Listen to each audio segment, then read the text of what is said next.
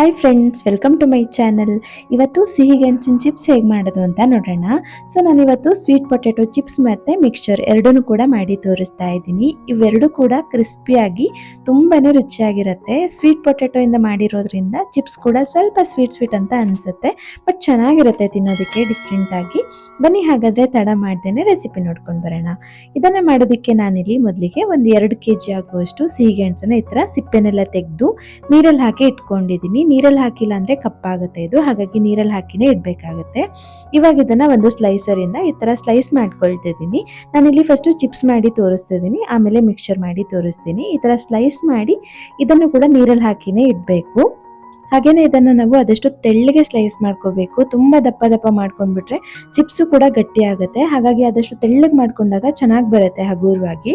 Normal ಆಗಿ ಇದು ಸ್ವಲ್ಪ ಗಟ್ಟಿಯಾಗಿನೇ ಬರುತ್ತೆ ಚಿಪ್ಸು. ಆಲೂಗಡ್ಡೆ ಚಿಪ್ಸ್ ಥರ ಎಲ್ಲ ಹಗೂರ ಬರಲ್ಲ, ಸ್ವಲ್ಪ ಗಟ್ಟಿ ಆಗುತ್ತೆ. ಈ ಥರ ತೆಳ್ಳಗೆ ಮಾಡ್ಕೊಂಡಾಗ ಚೆನ್ನಾಗಿರುತ್ತೆ. ಹಾಗೆಯೇ ನಾನಿಲ್ಲಿ ಮಿಕ್ಸರ್ಗೂ ಕೂಡ ಇವಾಗಲೇ ಕಟ್ ಮಾಡಿ ಇಟ್ಕೊಳ್ತಿದ್ದೀನಿ. ಅದಕ್ಕೂ ಕೂಡ ಈ ಥರ ಸ್ಲೈಸ್ ಮಾಡಿಕೊಂಡು ಈ ಥರ ಉದ್ದುದ್ದಕ್ಕೆ ಕಟ್ ಮಾಡಿ ಇಟ್ಕೊಂಡ್ರೆ ಆಯಿತು. ನೀವು ಕಡ್ಡಿ ಚಿಪ್ಸ್ ಎಲ್ಲ ತಿಂದಿರ್ತೀರಲ್ಲ, ಹಾಗೆಯೇ ಇದನ್ನು ಕೂಡ ಉದ್ದುದ್ದಕ್ಕೆ ಕಟ್ ಮಾಡಿ ಇಡಬೇಕಾಗುತ್ತೆ.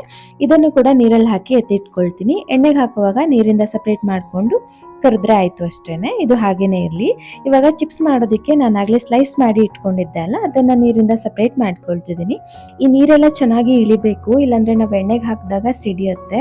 ಹಾಗೆಯೇ ನಾನಿಲ್ಲಿ ಎಣ್ಣೆ ಕೂಡ ಕಾಯೋದಕ್ಕೆ ಇಟ್ಟಿದ್ದೆ. ಎಣ್ಣೆ ಕಾಯೋವರೆಗೂ ಇದಕ್ಕೆ ಉಪ್ಪು ನೀರು ರೆಡಿ ಮಾಡ್ಕೊಳ್ಳೋಣ. ಅದಕ್ಕೋಸ್ಕರ ಒಂದು ಬೌಲ್ಗೆ ಒಂದು ಅರ್ಧ ಕಪ್ ಆಗುವಷ್ಟು ನೀರು, 1 ಟೇಬಲ್ ಸ್ಪೂನ್ ಆಗುವಷ್ಟು ಉಪ್ಪು ಮತ್ತು ಚೂರು ಅರಿಶಿನ ಮತ್ತು ಚೂರು ಹಿಂಗ್ ಹಾಕಿ ಇದನ್ನು ಮಿಕ್ಸ್ ಮಾಡ್ಕೊಳ್ತಿದ್ದೀನಿ. ನೀವೇನಾದರೂ ಉಪ್ಪನ್ನು ಲಾಸ್ಟಲ್ಲಿ ಸೇರಿಸಿ ಮಿಕ್ಸ್ ಮಾಡ್ಕೊಳ್ತೀರಾ ಅನ್ನೋದಾದರೆ ಇದನ್ನು ಮಾಡ್ಕೊಳ್ಳೋ ಅವಶ್ಯಕತೆ ಇರಲ್ಲ. ನಾನು ಇದನ್ನು ಚಿಪ್ಸನ್ನು ಕರಿವಾಗ್ಲೇ ಹಾಕಿ ಮಾಡ್ಕೊಳ್ತೀನಿ, ಎಲ್ಲದಕ್ಕೂ ಚೆನ್ನಾಗಿ ಹಿಡ್ಕೊಳ್ಳುತ್ತೆ ಅನ್ನೋದಕ್ಕೋಸ್ಕರ. ಇವಾಗ ಎಣ್ಣೆ ಕೂಡ ಚೆನ್ನಾಗಿ ಕಾದಿದೆ. ಎಣ್ಣೆ ಚೆನ್ನಾಗಿ ಕಾದಿದ್ದಾದ್ಮೇಲೆ ಇದಕ್ಕೆ ಸ್ಲೈಸಸ್ನ ಸ್ವಲ್ಪನೇ ಹಾಕೊಂಡು ಇದನ್ನ ಗರಿ ಆಗೋವರೆಗೂ ಕರ್ಕೋಬೇಕು. ಇದನ್ನ ಸ್ವಲ್ಪ ಈ ತರ ಮಿಕ್ಸ್ ಮಾಡಿಕೊಂಡು ಇವಾಗ ಇದಕ್ಕೆ ಒಂದು 3 ಟೀ ಸ್ಪೂನ್ ಆಗುವಷ್ಟು ನಾನು ಆಗ್ಲೇ ಮಾಡಿಟ್ಕೊಂಡಿರೋ ಉಪ್ಪು ನೀರನ್ನ ಸೇರಿಸ್ಕೊಳ್ತಿದ್ದೀನಿ. ಈ ಉಪ್ಪು ನೀರನ್ನ ನಾವು ಆದಷ್ಟು ಸ್ಟ್ರಾಂಗ್ ಆಗಿ ಮಾಡ್ಕೊಂಡಷ್ಟು ಕಮ್ಮಿ ಹಾಕೊಂಡ್ರೆ ಸಾಕಾಗತ್ತೆ. ಹಾಗಾಗಿ ಸ್ವಲ್ಪ ನೀರು ಜಾಸ್ತಿ ಉಪ್ಪು ಹಾಕಿ ರೆಡಿ ಮಾಡ್ಕೋಬೇಕು. ಹಾಗೇನೆ ಇದನ್ನ ನಾವು ಲೋ ಫ್ಲೇಮಲ್ಲೇ ಕರಿಬೇಕಾಗತ್ತೆ. ತುಂಬಾ ಅರ್ಜೆಂಟ್ ಮಾಡ್ಕೊಂಡು ಹೈ ಫ್ಲೇಮಲ್ಲಿ ಇಟ್ಕೊಂಡ್ಬಿಟ್ರೆ ಕೆಂಪಾಗ್ಬಿಡುತ್ತೆ ಮತ್ತೆ ಗರಿ ಆಗಲ್ಲ ಇದು. ಹಾಗಾಗಿ ಸ್ವಲ್ಪ ಟೈಮ್ ಹಿಡಿದ್ರೂ ಕೂಡ ಲೋ ಫ್ಲೇಮಲ್ಲೇ ಕರ್ಕೋಬೇಕು. ನೋಡಿ, ಇಷ್ಟು ಕಲರ್ ಚೇಂಜ್ ಆಗೋವರೆಗೂ ಬಿಟ್ಟು ಇದನ್ನ ತೆಗೆದ್ರೆ ಆಯ್ತು.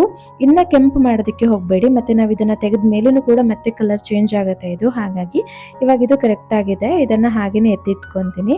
ಮತ್ತೆ ಇದು ತುಂಬಾ ಎಣ್ಣೆ ಕೂಡ ಹೀರ್ಕೊಳ್ಳಲ್ಲ, ಬೇಗನೆ ಡ್ರೈ ಅಂತ ಅನ್ಸ್ಬಿಡುತ್ತೆ. ಹಾಗಾಗಿ ತೆಗೆದಿದ ತಕ್ಷಣ ಇದಕ್ಕೆ ಖಾರದ ಪುಡಿ, ಉಪ್ಪು ಎಲ್ಲ ಹಾಕಿ ಮಿಕ್ಸ್ ಮಾಡ್ಕೊಂಡು ಬಿಡ್ಬೇಕು. ನಾನು ಇದಕ್ಕೆ ಉಪ್ಪು ನೀರು ಹಾಕಿರೋದ್ರಿಂದ ಮತ್ತೆ ಉಪ್ಪು ಸೇರಿಸಿಲ್ಲ, ಖಾರದ ಪುಡಿ ಮಾತ್ರ ಸೇರಿಸ್ಕೊಂಡು ಮಿಕ್ಸ್ ಮಾಡ್ಕೊಂಡಿದ್ದೀನಿ. ಇವಾಗ ಚಿಪ್ಸ್ ರೆಡಿ ಆಯ್ತು. ಇವಾಗ ಮಿಕ್ಸ್ಚರ್ ಹೇಗೆ ಮಾಡೋದು ಅಂತ ನೋಡೋಣ. ಮಿಕ್ಸ್ಚರ್ ಮಾಡೋದಕ್ಕೆ ನಾನು ಆಗಲೇ ಕಟ್ ಮಾಡಿ ನೀರಲ್ಲಿ ಹಾಕಿ ಎತ್ತಿಟ್ಕೊಂಡಿದ್ದೆ ಅಲ್ವಾ, ಅದನ್ನು ಸೋಸ್ಕೊಳ್ತಿದ್ದೀನಿ.